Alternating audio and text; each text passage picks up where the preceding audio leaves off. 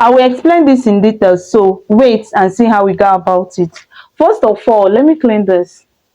Whenever you see arrow pointing the same direction, it means that the two lines are parallel, and two parallel lines can never meet no matter how far you draw them. Okay, and then whenever there is parallel line and a transversal, several types of angles are formed. So I'm going to explain the one that we will see here, so that when I explain it you will understand.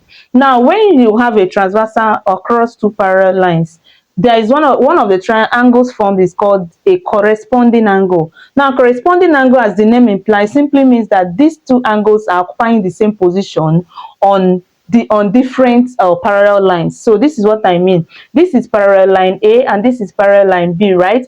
If I choose this angle on parallel line A, this is the same angle on parallel line B, right?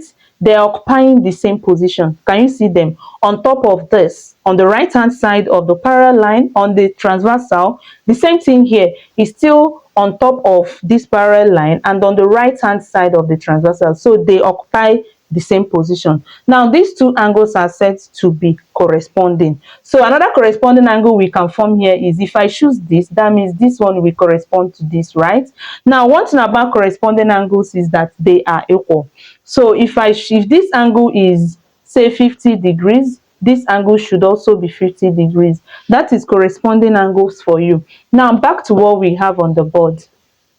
First thing I need to do is to extrapolate this parallel line. So this is the first parallel line. Let me extrapolate it. Okay, then I will extrapolate this second one. Oh, sorry, it's not straight, but you understand what I did. Now notice that this is the parallel line, this is the parallel line, and this is our transversal. Let me extrapolate this as well. This line is our transversal. So notice that this angle here should also be equal to 105 degrees, corresponding angles, right? Yes, it should also be 105 degrees. It should be the same position with this. Now, why am I doing that? We are asked to find y, right? Now, sit put. When you have a straight line, the sum of angle on a straight line is 180 degrees. For example, if I have something like this, okay, if this is A, this is B, and this is C, the sum of A plus B plus C is 180 degrees. They're on a straight line. Now, even if these angles are formed beneath it, let's say something like this, it's still the same thing. A, B, C, all of them, when you add them together, they will still give you 180. They are formed on a straight line. Now back to the question. If you look at what we have here, you can see that this is a straight line. So this angle here, if we call it x, if we add x to 105, we're supposed to get 180 degrees, right? So it means that x should be 180 minus 105 degrees, right? So it means that x is 75 degrees. So this x is 75 degrees.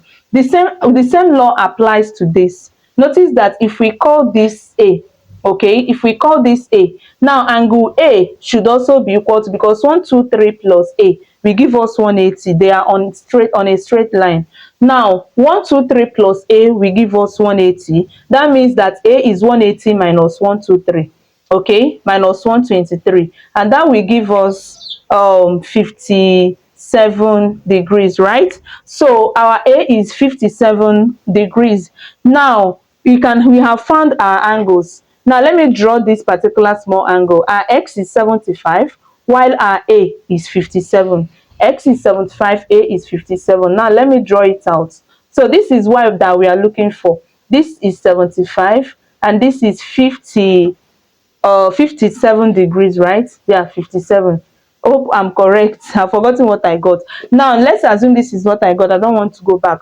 Now our y, know that the angle in a triangle is 180 degrees. Okay, sum of angle in a triangle is 180. So it means that my y plus 57 degrees plus 75 degrees should give me 180 degrees, right? So if we add y plus, now 5 plus 7 will give us 12, remainder 1. 5 plus 7, that's we write 2 and carry 1, forgive me. Now 5 plus 7 is another 12, plus 1 is 13, so we have 132 is equal to 180. So our y then should be 180. Now plus 132 will cross to become minus 132. So if you subtract 132 from 180, we are going to get 48. So we should have 48 degrees. And that is the value of our y. All right. Thank you so much for watching. Have a lovely day. Bye.